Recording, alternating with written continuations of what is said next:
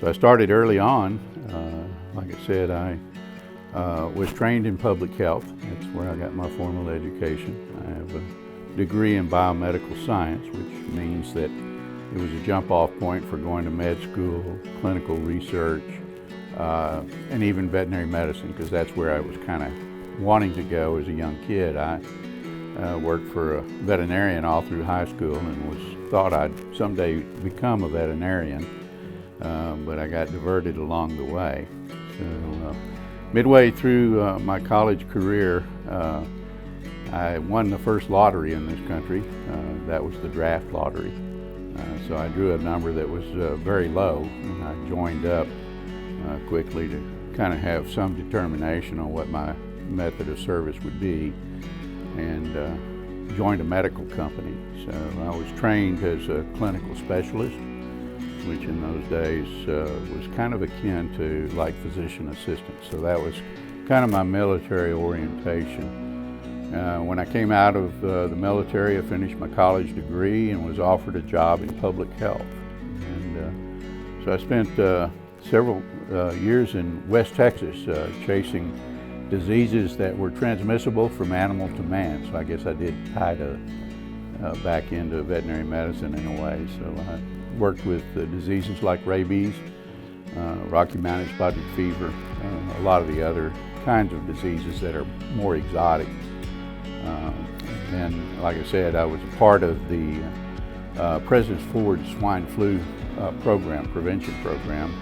As part of that program, as that program closed down and the Department of Justice was working with people who wanted to file suit against the government, I chased paperwork for the Department of Justice for a couple of years and was headquartered here in Austin doing that. So I guess that's what prompted me to. My wife and I moved back to the Pflugerville area. I was working in Austin, and naturally I hooked up with a bunch of the guys that I graduated from high school with, and they happened to be volunteer firefighters.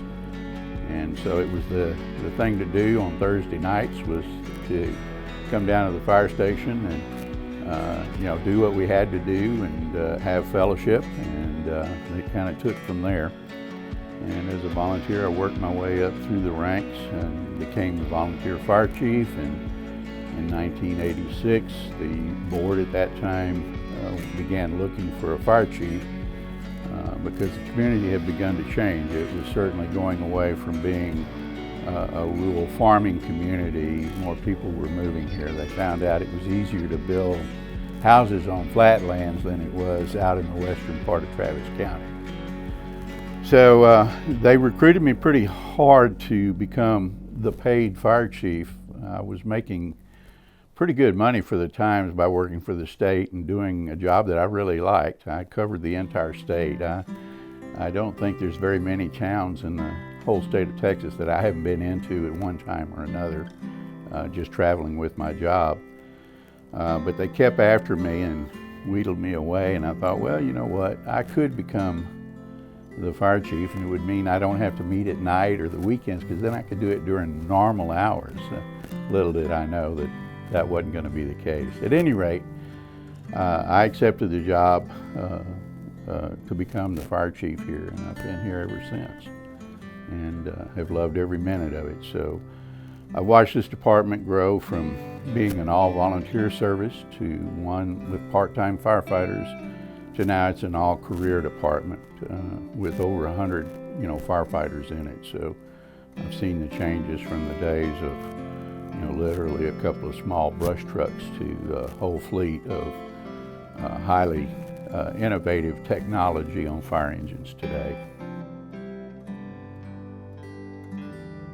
The problems I solve here today range everything from do we have enough equipment to political issues. So I'm a problem solver. And my job, one of the exciting things about my job is there's no pattern. Every day is a new challenge. And I used to try to keep my little checklist of 10 things I'm going to accomplish today. Well, that went to 5, and that went to 3, and I don't make lists anymore because it was a never-ending process. As soon as you come in, you're beset with one problem or another. You know, this is not a job. This is a lifestyle. And today with the electronic leashes, certainly it's more so.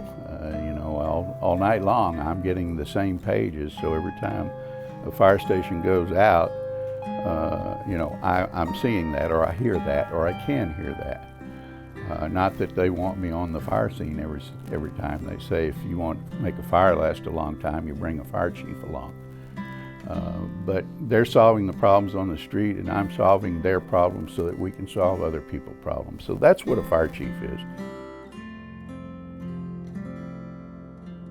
One of the early fires that I went on as a volunteer was a very large grass fire out north of the city here. And I'm thinking, wow, that's really something to see people work in unison. In those days, we didn't even have radios that worked between the fire trucks. So a lot of it was done, you know, by manual communication, and we didn't have water supply out there. You know, it was out at Roe Lane. We didn't even have water supply out there, so we were driving the trucks back here to tap into a very poor system here, and driving all the way back out there to squirt water on it. And I thought, wow, all the work, that was an all-day effort. And so I thought, yeah, you know, this kind of coordinated effort's pretty neat stuff. So that may be what hooked me into wanting to do it.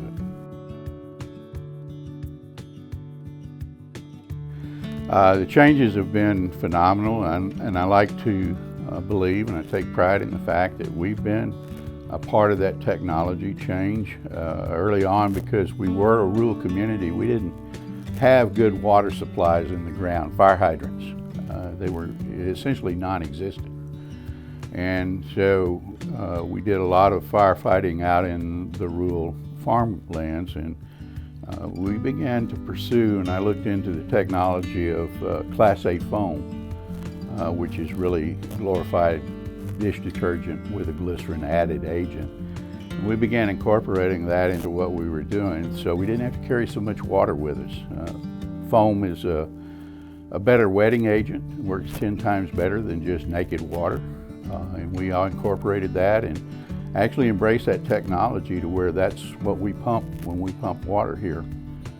And that technology we took to the state legislature, and we actually got credit in Texas for homeowners that lived in communities like ours that used compressed air foam systems.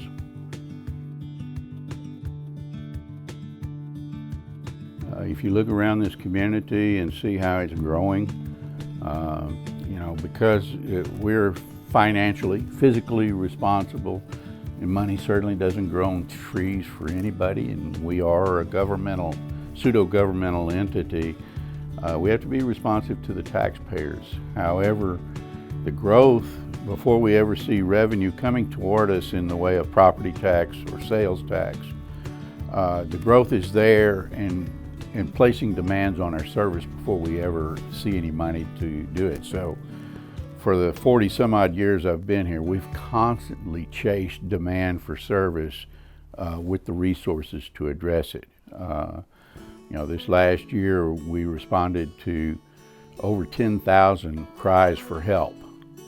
And it takes a lot out of our people. You know, we're running, you know, this last weekend we ran 41 emergencies in one 24-hour period. That's little rest for the weary, and truly weary, that when you come on duty here, it's usually you start running and you run all day. And trying to get ahead of that means more fire stations, means more people, more training, more fire trucks, and all of those carry big dollar signs. Our business is not cheap, and we certainly are not selling widgets or cars or anything else of that matter. So we are a drain on the pocketbook. There's no two ways about it. When I walk into a forest, I see individual trees that make up the forest. And I think that's the way we have to look at the future. The future is the forest. But if we're ever going to get there, we have to know where the trees are and what makes them grow. And So my vision, our collective vision is that we're here, and I know it may sound maudlin, but you know, our motto is because we care. And I care about every one of our firefighters. They care about each other. We care about the organization, and we care about our community. So it's all about caring. And how do we do what we do to make it better? We do not sit around a fire station playing dominoes or watching video games or anything like that. We're constantly working to figure out how we better care for the people in this community. And by care, it's not just putting out fires. And you know, we've, through technology, through better building methods, the big old fires that we used to have, we still have big catastrophes. When we have one, it is a catastrophe. But it allows us now the opportunity to look at other ways we care.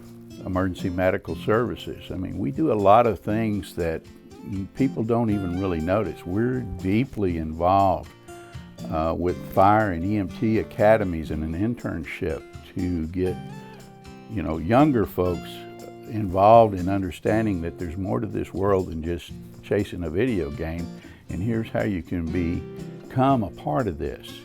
And it's another ulterior motive of mine. I want this fire department to look like this community. We, after all, live and work here every day. We should look like our community.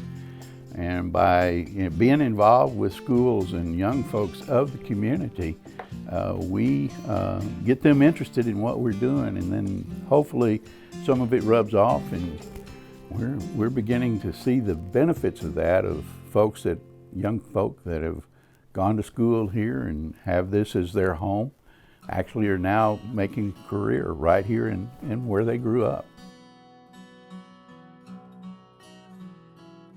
My personal feeling is that no single individual in this organization is more important than any other. The importance is in the organization as a whole, and that's what I'd like to think that people will remember about me as Old Chief Moellenberg.